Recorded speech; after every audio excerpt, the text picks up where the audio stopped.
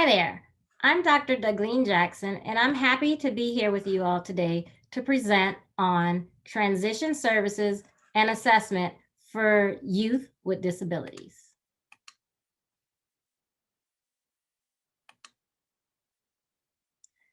Our objectives for today are to first describe the role of occupational therapy in transition services, and then identify strategies and supports for occupation-based assessment in youth transitioning to adulthood.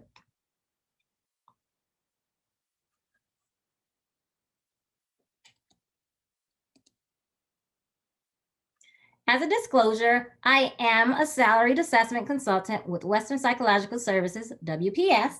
I have no additional relevant financial interests or conflicts of interest related to this presentation.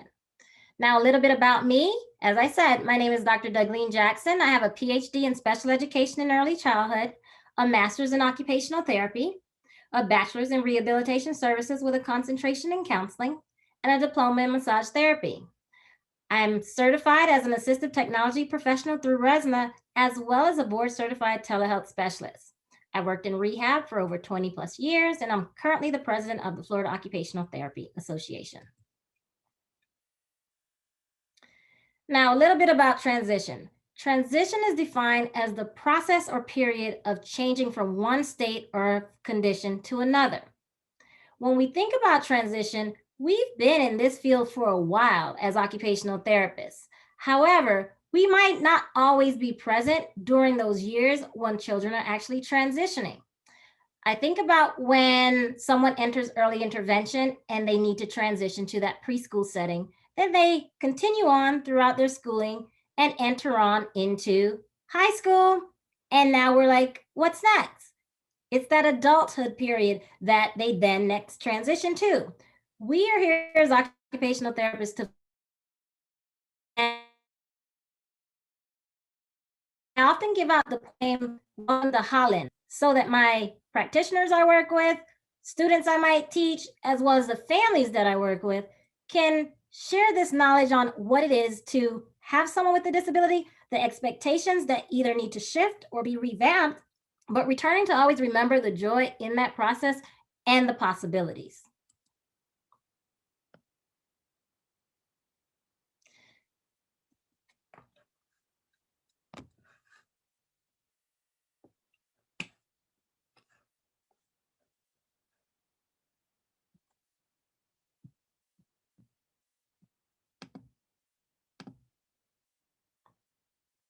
Having a little mouse issues there, but here we go.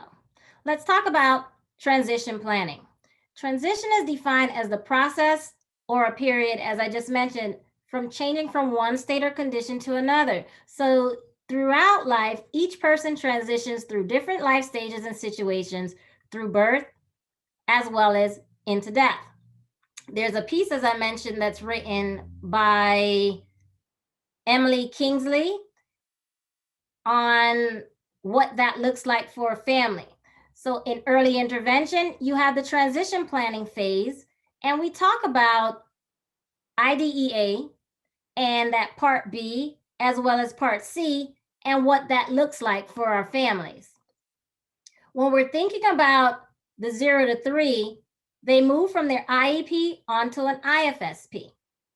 So this takes place during early intervention under IDEA Part C for infants and toddlers.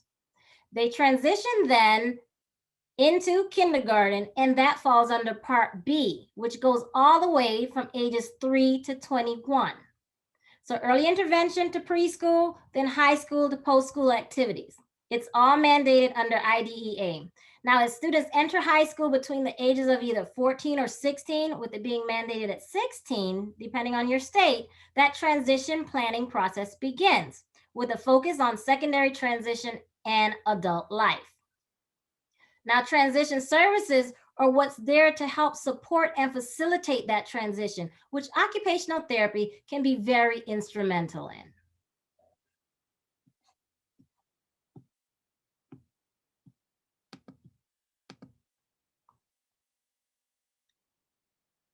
Transitions take place all throughout life. What we need to consider are our indicators. Under IDEA, there are 4 different indicators that pertain to transition. Indicators are measures of compliance and effectiveness of a state's implementation of the IDEA Part B. Of those 20, only 4, as I just mentioned, relate to secondary transition. Indicator 1 is graduation rates. Indicator 2 is dropout rates. Indicator 13 is transition in the IEP. And indicator 14 is post-school outcomes. The distinct value of OT with transition age youth centers around these 4 indicators. We have to identify what skills we can lend to facilitate successful transitions, build our competence in these areas, and advocate for our services to be included at the minimum on IEPs.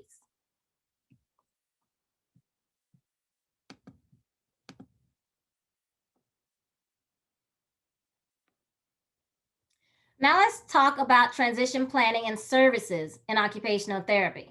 I want you to think on your own understanding of OT and how we provide services across the pediatric population. Are we just relegated to sensory concerns and handwriting? Do we fade out after elementary school?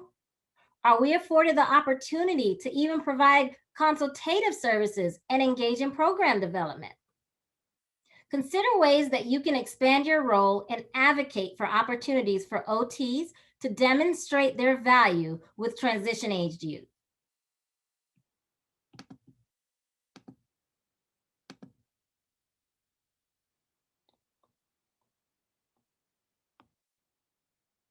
Occupational therapy practitioners are among the rehabilitation healthcare providers who can make a difference in someone's life across the lifespan.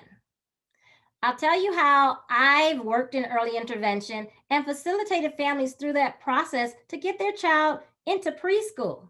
Now, direct services may include in the home setting following that family-centered model.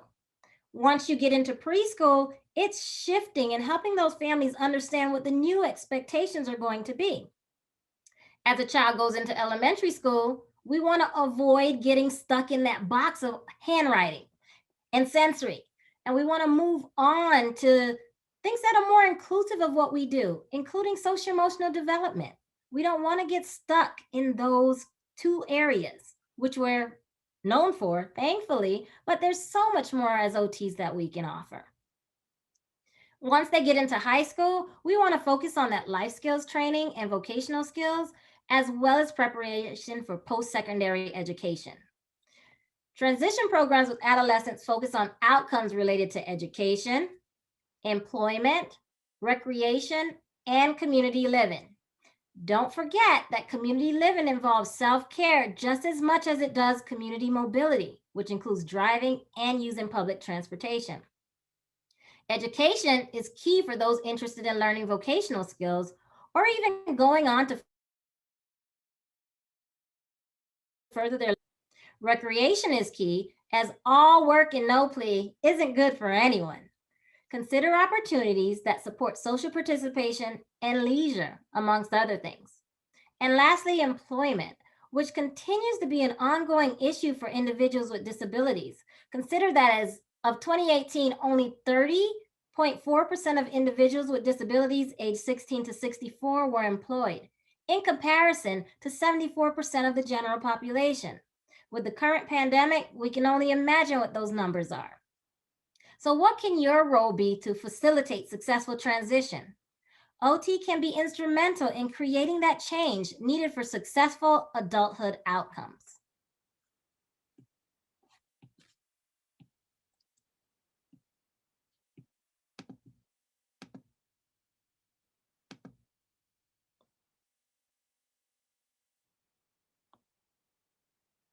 Best practice includes helping to develop independent living skills and fostering self-determination.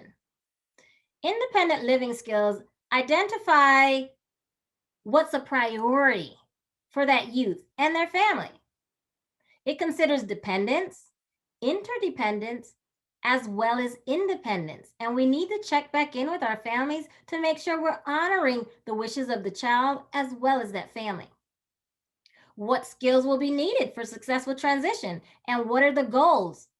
Is it living alone, or supported, post-secondary education, and or even employment. Self-determination involves advocating for themselves, problem solving, setting and attaining goals, and self-regulation. So we can be instrumental in all of these processes, and our focus should be on promoting those independent living skills and self-determination when we're working with transition-age youth.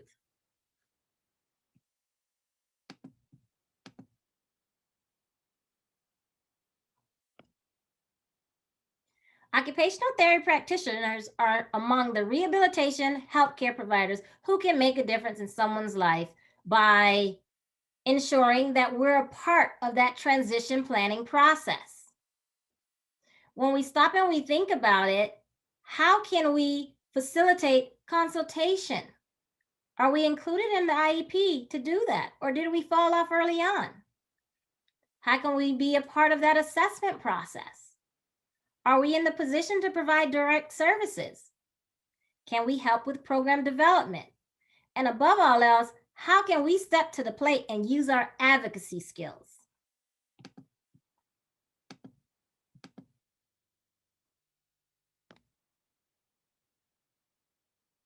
A subgroup of the AOTA transition community of practice developed a PowerPoint in 2019 with 10 declarations and resources to advocate for occupational therapy services in transition from school through post-school life.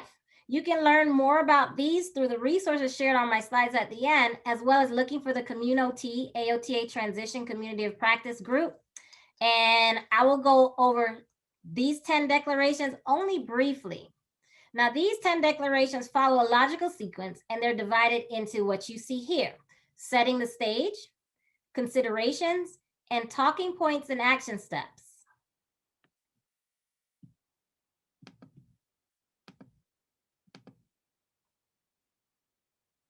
For setting the stage, there are 3 declarations that fall underneath. Number 1, the purpose of public education is to prepare for further education, employment, and independent living. Number 2, the purpose of OT is to promote participation in daily occupations. And this connects to those transition goals and objectives that we'd like to and need to be a part of. Number 3, many students with disabilities are not reaching positive post-school outcomes. And I shared some of those statistics with you earlier.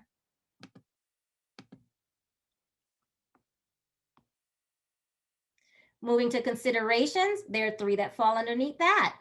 Number 4, there are barriers to OTP involvement. Number 5, OT practitioners, that's what OTP is, should be involved in transition, which oftentimes we are not.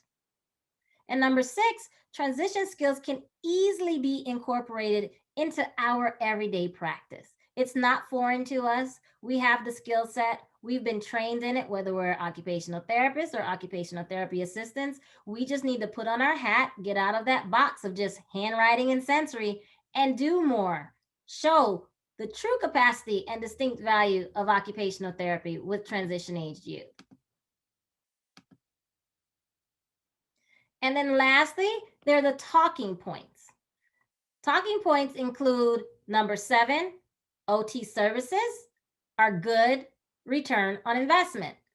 Number 8, best practice includes a transition planning pathway. And number 9, advocate for your role. Lastly, number 10, I can't emphasize enough, we need to make a shift in our practices. Include that advocacy.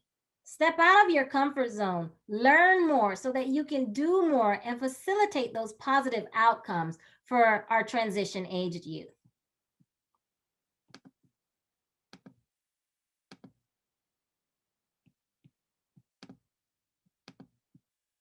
Now let's talk about assessments. Transition assessments take place throughout the transition planning process. This is instrumental for determining functional performance and participation as it relates to later life.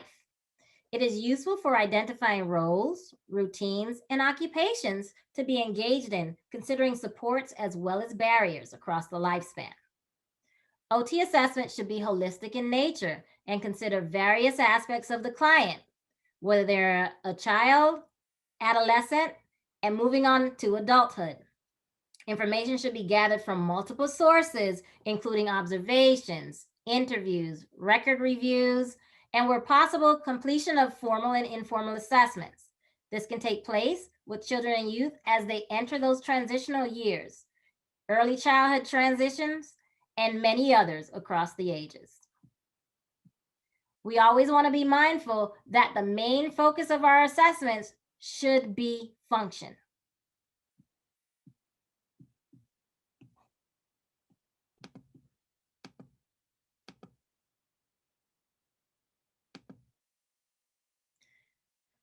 Assessments are very important to our process as occupational therapists. They can be used in a variety of settings, including schools, clinics, hospital, and community agencies. So I'm not sure where you might work, but you may come across adolescents who can definitely benefit from your assessment services.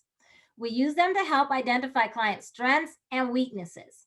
Assessments are the gateway to intervention and help us to provide that client-centered, occupation-based services that we're known for, or should be.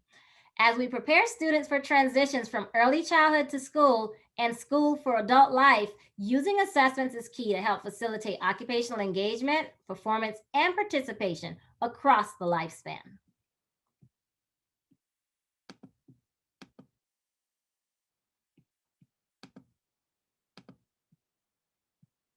These domains of occupational therapy are the focus of our assessments.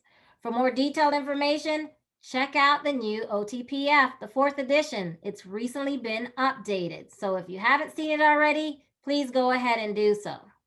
It includes client factors, performance skills, context, performance patterns, as well as occupations. Occupations are those meaningful, purposeful, and valuable activities that individuals, groups, or populations engage in. Client factors include our values, beliefs, and spirituality, body functions, as well as body structures. Performance skills are observable elements of action that have an implicit functional purpose. Skills are considered a classification of actions, and they encompass multiple capacities. Performance patterns are those habits, routines, roles, and rituals used in the process of engaging in occupations.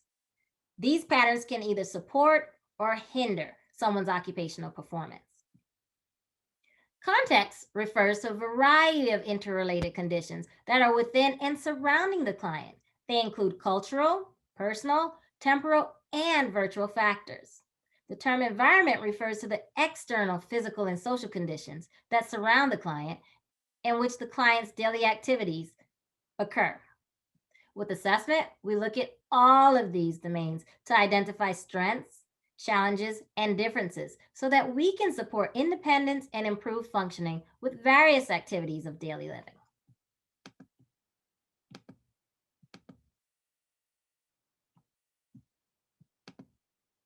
I mentioned that we want to look at the occupations of those we have the privilege to access. Our assessment provides us a window into this client's moment, the current moment, and it helps us to identify how they're performing in their occupations. Our profession is rooted in occupation. That's why you hear the word so much. And we're most concerned with performance, participation, and function as it relates to these occupations pictured here. You have play, leisure, work, rest and sleep, social participation, health management, education, IADLs, and ADLs. The focus of your assessment should be in identifying the strengths and challenges as they relate to the above occupations. This can be achieved through direct observation, interview, caregiver report, record reviews, and performance-based assessments.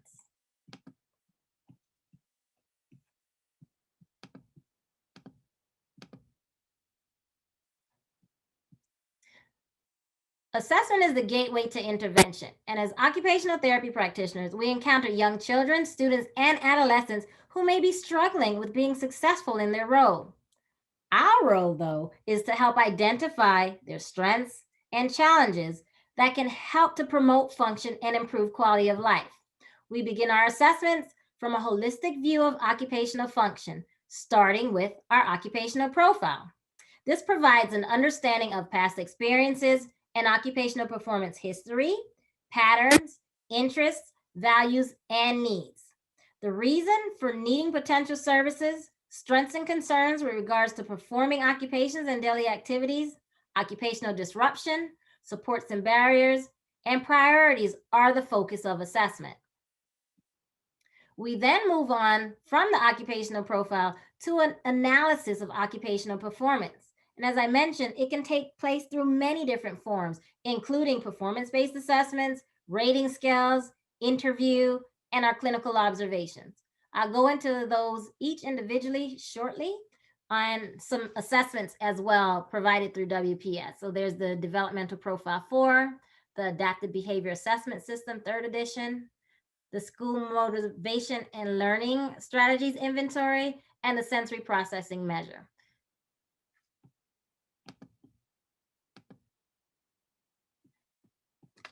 I just want to remind you, though, that our assessment should be holistic, meaning it looks at the whole person, considering the caregivers and the community and what they aspire to do and engage in. We want to use a top-down approach, being global in our considerations of our clients' occupational performance. And we want to be strengths-based. I keep saying strengths and challenges because we don't only want to focus on the challenges through our assessments. We want to identify those things that are supports, those things that also hinder, so that we can capitalize on what we know to help support performance and functioning. You want to be occupation-centered because our focus should be on occupations of meaning and value to our client. And then you see there's top-down. Top-down, when we look at things that are top-down, it's global in nature. And we focus on the client's participation in his or her living context to determine what's important and relevant to him or her, versus bottom-up, where we're looking at those individual small components of a client's skills.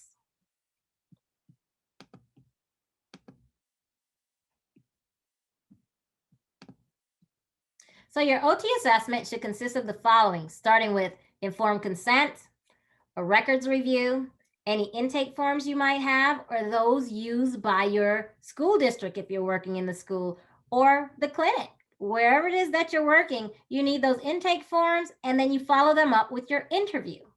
Your interview can be structured to help you glean that information that's going to help guide that transition planning. Your clinical observations are key, so you can see them actually performing certain tasks. You may have some checklists, as well as standardized assessments that may be performance-based or even rating scales. I'll go into these in detail right here. So consent, did you get consent to evaluate the child or adolescent? It's important to do so. Your records review, have they had services in the past? When was it discontinued? If it has been, what's transpired since they started receiving services? You also want to look at the intake. Can you speak to the client? Who's the child or adolescent? Are there caregivers you can reach out to? Are there teachers? Can you send teacher forms to them? And any other person who can give you valuable information on the performance, interests, and participation opportunities for these children in transition. Your structured interview includes that history and background. You might have gotten some of that to fill out your occupational profile, but you can probe a little deeper into their social, developmental, medical, educational, and past intervention history. You always want to know, what are their interests? When you think about when you were choosing your career, what you wanted to be when you grew up, you thought about your interests. What was important to you? What did you excel at? What was a challenge for you? What were your interests based on past experiences of professions that you were aware of, or you might have done some digging? We can help our students do that too. How can we find out their interests?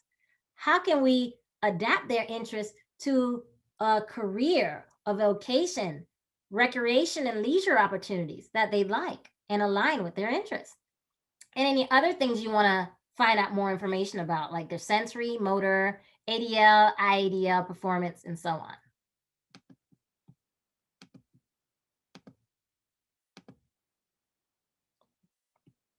Now, when we move on to our clinical observations, they're a key component of our assessments. Have you had the opportunity to observe the child or adolescent performing tasks or engage in different activities across contexts? Have you seen them in the school setting, the cafeteria, pre-vocational training, or other opportunities to observe their performance, including out in the community? So you want to engage them in tasks that they can perform.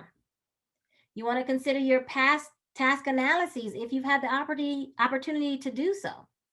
What's their neuromuscular status? What are their gross and fine motor skills?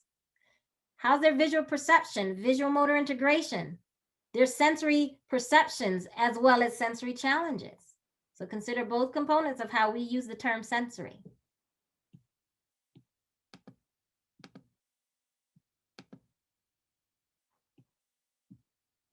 Next, let's look at some checklists. Are they informal assessments? Informal assessment checklists provide a valuable record for documenting a child's current functioning and even monitor progress in a variety of performance areas. Such resources might help an OT identify developmental or performance-based strengths and differences in various functional areas. Formal assessment checklists might have been required by your district or your place of work, the facility, or even funding sources. These can be valuable to inform your evaluation report, but standardized measures are also great to help provide information based on norm and criterion reference assessments.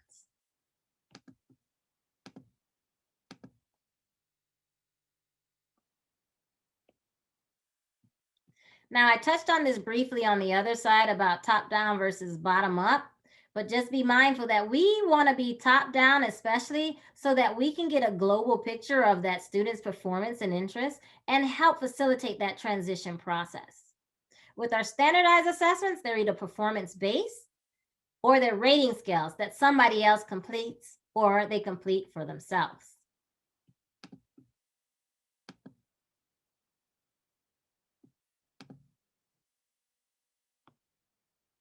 So performance-based assessments require the client to complete a specific task, often using a standardized set of objects, tools, or protocols.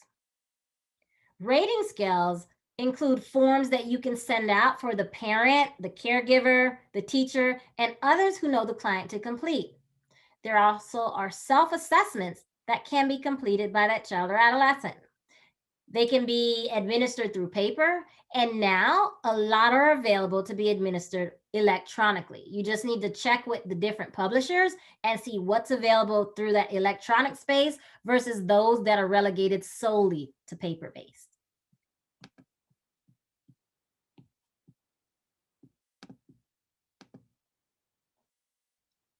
So as mentioned before, rating scales can be sent out by paper or electronically for completion. With some publishers, you may only have a year to use what is purchased, but for those through WPS, I just want you to rest assured that these don't expire and you still get the option to print out forms if needed. And this is key, especially for families who might struggle with accessing the internet and completing forms online. You'll still get to score it online though and generate a report digitally that can be used to help plan your intervention, plan the services, plan your recommendations as that child goes through that transition process. So although this isn't a session about telehealth, it's important to consider what tools can be administered through the virtual environment or need to be mailed out. The ones I'll cover with you all today can be done so through either platform. There's a short video also on the WPS website. WPSpublish.com is where you purchase assessments, but platform.wpspublish.com is where you actually can see the video, see what's available. Right now, you can see sample manuals, and you can always request sample protocols if you're trying to consider what's going to be best for your population. I have WPS on the screen here. Remember that I am an assessment consultant with them, but I want you to know that all publishers have things available to you. Oftentimes the electronic ones though are only available directly through them. So check out any training, any resources they have on their websites. I found them instrumental and I go to different ones as everyone comes to me asking which would be best for this or that. it's important to be versed in a variety of them, not just the go-to ones that you're familiar with.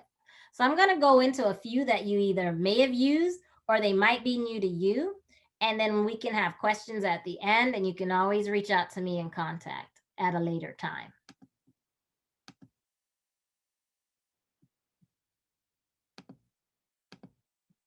So let's start with the developmental profile. It was recently updated, and it now included an update of our nationally representative sample. There are clinical cases and Spanish language forms, so we're considering culture and how we can best meet our populations. The age range has been expanded, so I'm not sure if you've used the Developmental Profile 3 in the past, but the 4th edition now covers birth all the way through 21 years, 11 months. That's perfect for that transition age because most children, if they're staying in school, they will then age out before their 22nd birthday. Each state varies, so I recommend you check back with your respective state to see the rules and how they apply. But it's nice to know that you can track progress over time and monitor someone who might have come into the system at the age of 3. And as they continue to progress, you can re-administer this and track their progress, see what's improved, see what might have declined if they have a condition that is relapsing or remitting when it comes to their functioning. The DP4 also now includes a teacher checklist and a clinician rating form. So oftentimes we may work with a client one-on-one, and they're able to do certain things with us that they might not be able to do for the teacher or for the parent. So it's almost like we're magicians waving our magic wand, and people are like, no, they're not able to do that. And you're like, yes, they can.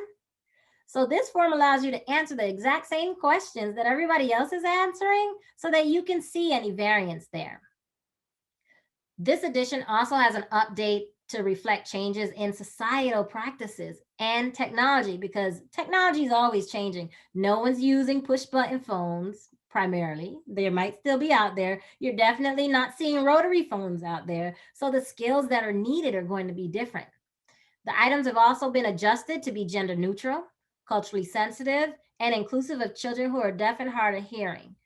So this new update allows you to compare how the individual is functioning relative not only to themselves over time, but to their peers.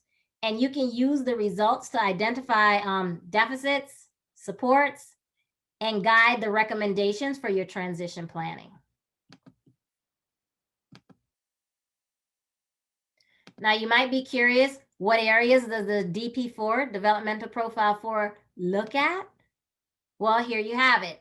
It looks at physical, adaptive behavior, socio-emotional, cognitive, as well as communication skills. So it's a well-established measure of development and functioning across this broad age range from birth to 21 years, 11 months, which definitely is appropriate for our transition-aged youth.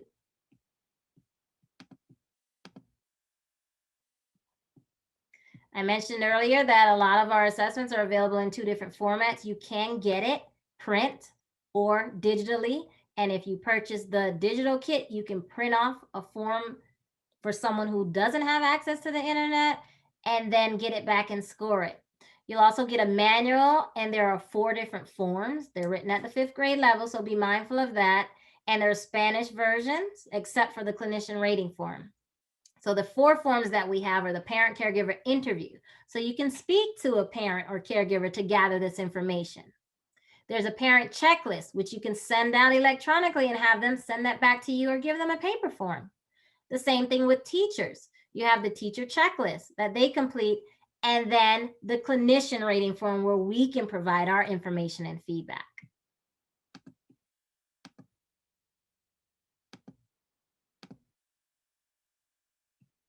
The next assessment I want to talk about is the Adaptive Behavior Assessment System. Now, this came on my radar when I was opening a hospital and then later moved on to work at another hospital. And I often had children who were difficult to sit down at a table and do these standardized measures with manipulatives. But our funders often wanted to see numbers. They wanted to see how are they performing in reference to their same age peers. They want to see what's the progress from time point 1 to time point 2 to recommend continuation of services. So the Adaptive Behavior Assessment System did just that for me. It refers to ways in which a person is able to meet their needs as well as deal with their natural and social demands. And by sending this out to teachers, caregivers, you can get that information back to see how they're performing in different domains, which I'll go over in another slide coming up.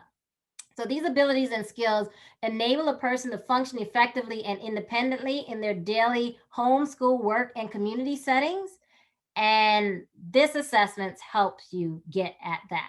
Now, as occupational therapists, these include all of the domains that we address through assessment and intervention, including occupations, client factors, performance skills, performance patterns, and context. So the ABAS-3, as you may hear me call it, provides adaptive skills scores across the lifespan from birth all the way through 89 years of age. So it just doesn't stop once they leave high school. They can continue on having this completed so you can track and monitor how they're doing over time.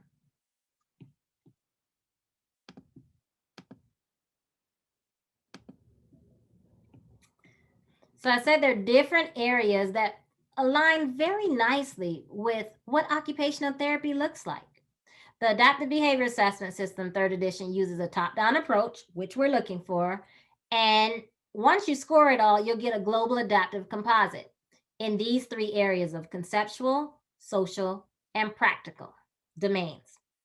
The individual skills that fall underneath it are as follows. So for the conceptual domain, you have communication, functional academics, and pre-academics, and self-direction. Under social, you have leisure and social. Under practical, you have community use, homeschool living, self-care, health and safety, and motor and work. Now, when I earlier in the presentation talked about the domains we address, what we're looking at in our occupational profile, what we're looking at in our different occupations, there's so much overlap here that we can glean the information we need from a rating scale.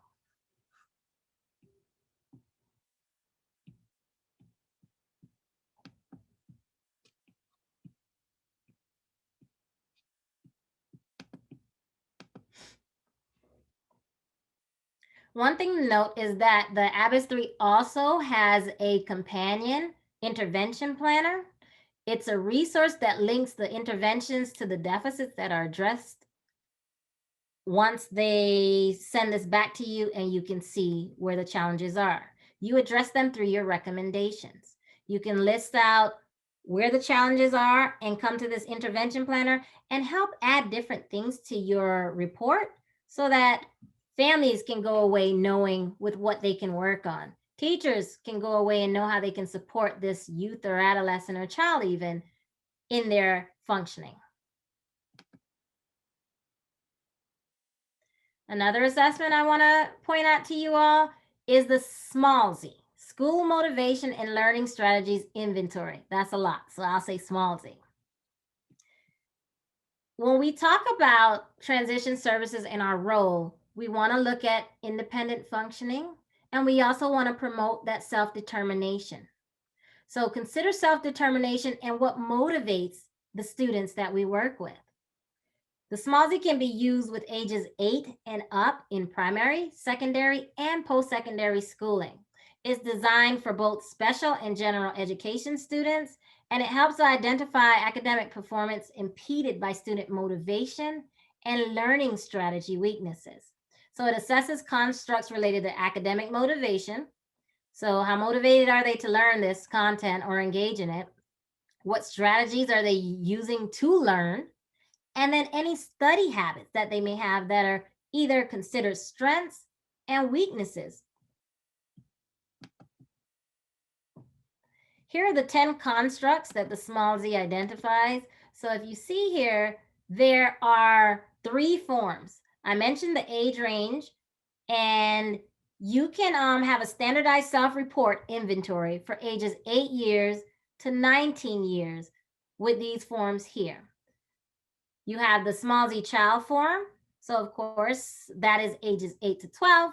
The teen form, that's ages 13 to 19. And there's even a college form that can be used. is designed, as I said, to assess multiple constructs related to learning strategies, academic motivation, test-taking strategies, and even test anxiety. So what you see here are the 10 constructs assessed from this rating scale. You have study strategies, note-taking and listening skills, reading and comprehension skills, writing and research skills, test-taking strategies, organizational techniques, time management, academic motivation, test anxiety, as well as concentration and attention. So they've been demonstrated in literally hundreds of research works spanning at least 3 decades for each construct to be related to academic and educational success. These 10 constructs are listed here, and then they're divided into student strengths as well as student liabilities or challenges. So this is a nice rating form that you can use with your clients to get this information. Another thing that's in this package, though, is strategies for academic success. Some of you all may have expertise in executive functioning and promoting learning skills, but if you don't, there's an intervention guide that accompanies the Smallie that's pretty neat to have because it's an instructional handbook from K all the way through 12. It helps you identify those strategies that can help them learn how to study, help them learn how to better take tests, as well as learn overall. So there's 3 different sections, and using this intervention guide, you can pull different strategies out to help make recommendations in the context of your assessment.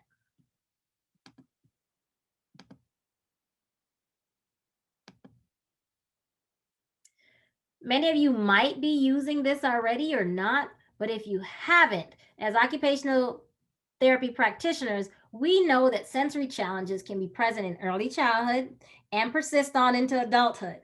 If we just think of how we go about our day and try to self-regulate, we can see the value in knowing about the individual sensory preferences and differences of everyone, not only so we can function, but so that we can also coexist.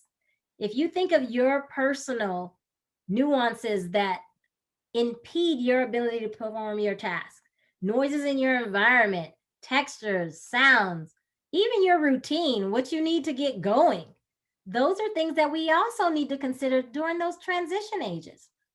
So here I have pictured the sensory processing measure preschool, which is from ages 2 to 5 years old.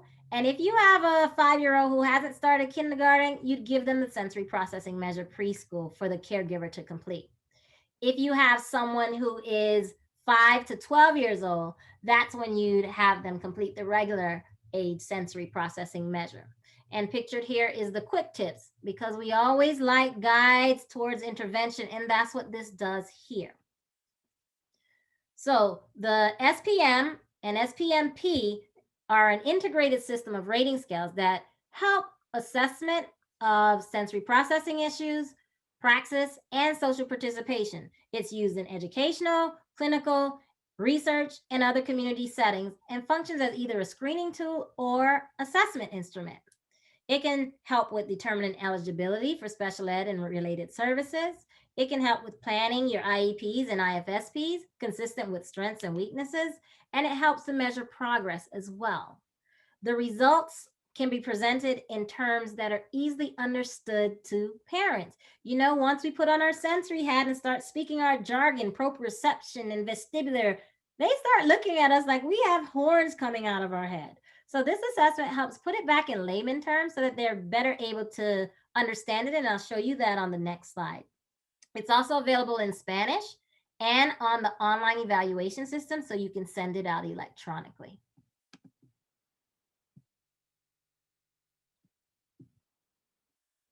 Here are the areas that are assessed using the sensory processing measure. There are 8 different scales using lay terms, avoiding that jargon that I just mentioned, and helping others really understand the terminology and connect it back to function. You have social participation, vision, hearing, touch, taste and smell, body awareness, balance and motion, and planning and ideas.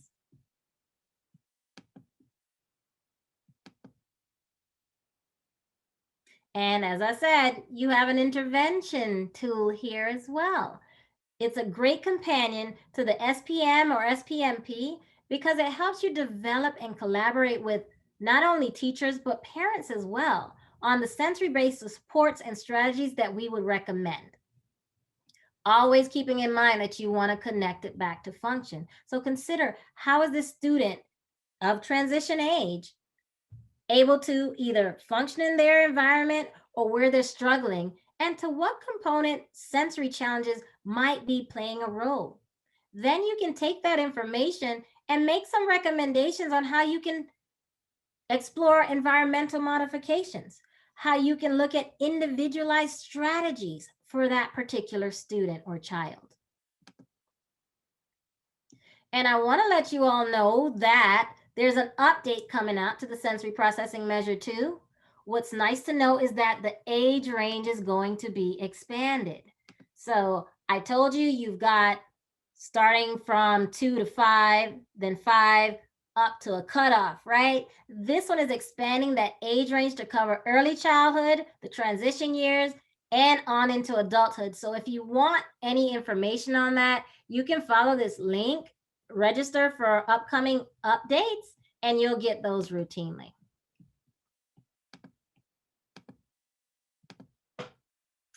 Now, I know that was a lot. I want to pull it all together for you so you can think about what it is to be in that transition process, mainly when it relates to that assessment piece. And then I'll review a few things on the next slide also. But here you want to start with that records review.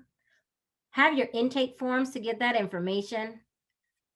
Have your occupational profile completed and filled out, facilitated by a structured interview. You want to use your clinical observations, any checklists available to you, and standardized assessments that can either be performance-based or even rating scales.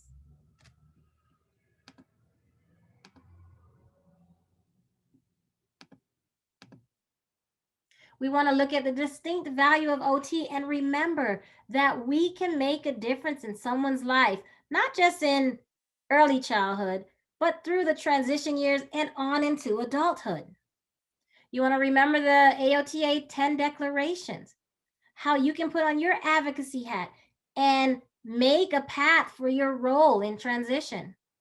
Can you facilitate program development and what that might look like if it's not already happening? And as I said earlier, I am an assessment consultant with WPS, and we provide you not only with assessments, but training and resources. We believe in unlocking potential not just for your clients, but for practitioners just like you as well. So reach out to the various publishers to get more information on how you can be supported through transitional assessment, how you can gain access to other valuable resources, and learn more about what assessments can be used with transition age youth.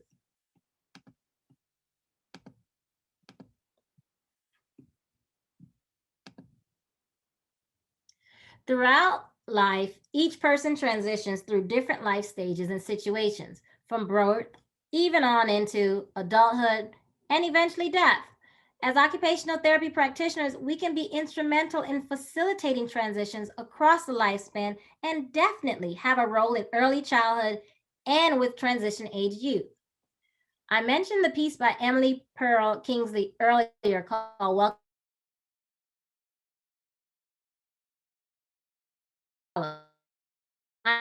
I'm often asked to describe the experience of raising a child with a disability, to try to help people who have not shared that unique experience to understand it, to imagine how it would feel. It's like this. When you're going to have a baby, it's like planning a fabulous vacation trip to Italy. You buy a bunch of guidebooks and make wonderful plans. The Colosseum, the Michelangelo David, the gondolas in Venice. You may learn some handy phrases in Italian. It's all very exciting. After months of eager anticipation, the day finally arrives. You pack your bags and off you go. Several hours later, the plane lands. The flight attendant comes and says, "Welcome to Holland." Holland, you say? What do you mean, Holland? I signed up for Italy. I'm supposed to be in Italy. All my life, I've dreamed of going to Italy. But there's been a change in the flight plan. They've landed in Holland, and there you must stay. The important thing is that they haven't taken you to a horrible, disgusting, filthy place full of pestilence, famine, and disease. It's just a different place. So you must go out and buy new guidebooks, and you must learn a whole new language, and you will meet a whole new group of people you would never have met. It's just a different place. It's a little slower pace than Italy, less flashy than Italy. But after you've been there a little while and you catch your breath, you look around and you begin to notice that Holland has windmills.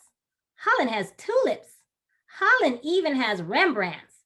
But everyone you know is busy coming and going from Italy, and they're all bragging about what a wonderful time they had there.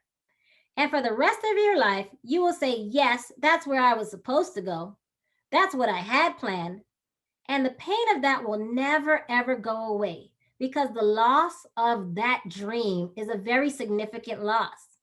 But if you spend your life mourning the fact that you didn't get to Italy, you may never be free to enjoy the very special, the very lovely things about Holland. So that's welcome to Holland.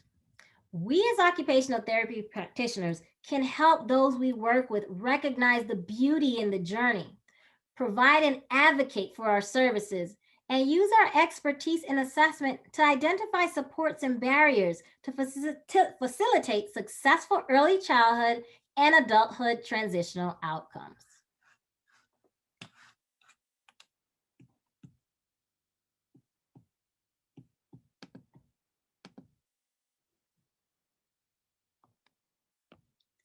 Now, with that said, I want to leave you with some resources.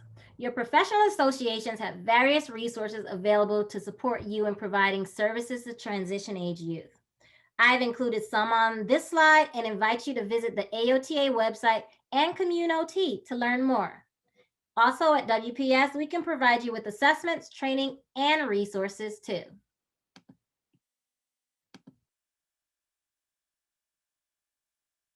One of the ones I like to go to is Project 10.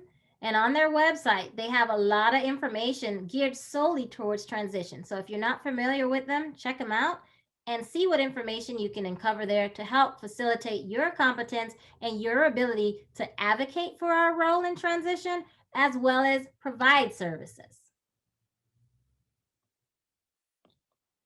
So at this time, I'll open things up for your questions and any feedback you may have. As stated before, I'm an assessment consultant with WPS for the Northeast Territory primarily, and you can reach out to any of our assessment consultants at consult@wpspublish.com.